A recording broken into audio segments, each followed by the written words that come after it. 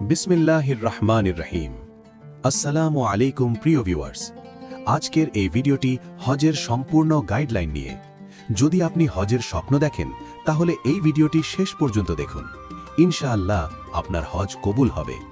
হজ ইসলামের পঞ্চম স্তম্ভ। এটি জীবনে একবার ফরজ, যার সামর্থ্য আছে তার উপর। আসুন ধাপে ধাপে জানি হজের সম্পূর্ণ গাইডলাইন। প্রথম ধাপ, হজের প্রস্তুতি। হজের আগে তওবা করুন, সব গুনাহ থেকে ক্ষমা চান। কারোর হক থাকলে তা আদায় করুন। হালাল উপার্জন করুন, কারণ আল্লাহ পবিত্র, তিনি শুধু পবিত্র জিনিস কবুল করেন। পাসপোর্ট, ভিসা, টিকিট সব আগে থেকে ঠিক করুন। হজ গাইড বা গ্রুপের সাথে যোগাযোগ করুন। দ্বিতীয় ধাপ, এহরাম বাঁধা। মিকাত থেকে এহরাম বাঁধতে হয়। পুরুষরা 2 টুকরো সাদা কাপড় পরবে, মহিলারা সাধারণ সাদা পোশাক পরবে। এহরামের সময় এই দোয়া পড়বেন, লব্বাইক আল্লাহুম্মা হাজ্জান ওয়া উমরাতান। অর্থ, হে আল্লাহ, আমি হজ ও উমরা পালনের জন্য উপস্থিত।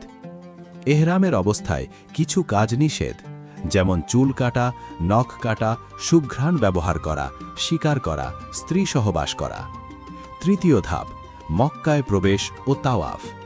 মক্কায় প্রবেশ করে প্রথমে মসজিদে হারামে যান। কাবা শরীফ দেখে এই দোয়া পড়বেন, আল্লাহুম্মা আতহিমিল কলবা ওয়াজ্জাহি ওয়াল আমনা ওয়াল আমান।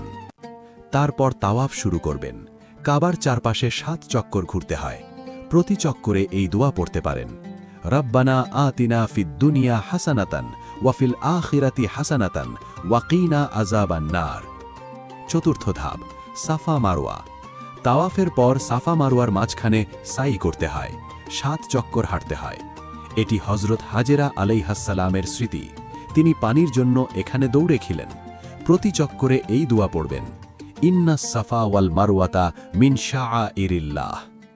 পঞ্চম ধাপ, আরাফাতের দিন। জিলহাজ মাসের 9 তারিখ আরাফাতে থাকতে হয়।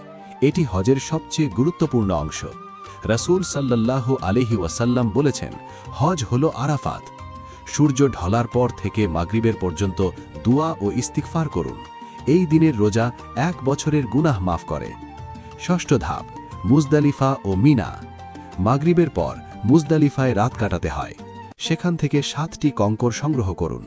পরদিন মিনায় গিয়ে জামরাতি শয়তানকে পাথর মারতে হয়। 7টি কঙ্কর মারবেন। তারপর কুরবানি দিতে হয়, চুল কাটতে হয়। এতে এহরামের কিছু নিষেধাজ্ঞা উঠে যায়। সপ্তম ধাপ, বিদায়ী তাওয়াফ। হজ শেষ করে মক্কা ত্যাগের আগে বিদায়ী তাওয়াফ করতে হয়। এটি ছাড়া হজ পূর্ণ হয় না। কাবার চারপাশে 7 চক্কর ঘুরে বিদায় নিন। অষ্টম ধাপ, হজ পরবর্তী আমল। হজের পর ঈমান আরও শক্তিশালী করুন। নামাজ, রোজা, যাকাত নিয়মিত পালন করুন।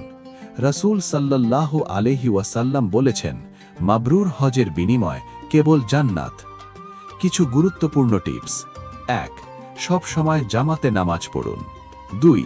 ধৈর্য ধরুন, ভিড়ে ঝগড়া করবেন না। 3. পানি বেশি পান করুন, মক্কা গরম থাকে। 4. সুন্নাহ অনুসরণ করুন। 5. দোয়া বেশি করুন, বিশেষ করে আরাফাতের দিন। কিছু ভুল যা এড়িয়ে চলবেন। 1. তাওয়াফের সময় ধাক্কাধাক্কি করবেন না। 2. হাজরে আসওয়াদ চুমু খেতে গিয়ে ঝগড়া করবেন না। 3. মহিলাদের জন্য হাই হিল জুতা পরা যাবে না। 4. কারো সাথে ঝগড়া করবেন না, হজে ঝগড়া হারাম। 5. অপ্রয়োজনীয় কথা বলবেন না। দুয়ার গুরুত্ব। হজের সময় যে দোয়া করুন তা কবুল হয়, বিশেষ করে আরাফাতের দিন।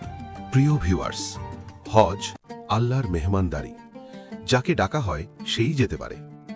আল্লাহ তাআলা আমাদের সবাইকে হজ করার তৌফিক দেন। ভিডিওটি ভালো লাগলে লাইক দিন, শেয়ার করুন, সাবস্ক্রাইব বাটনে ক্লিক করুন, কমেন্টে আলহামদুলিল্লাহ লিখুন। আল্লাহ হাফেজ।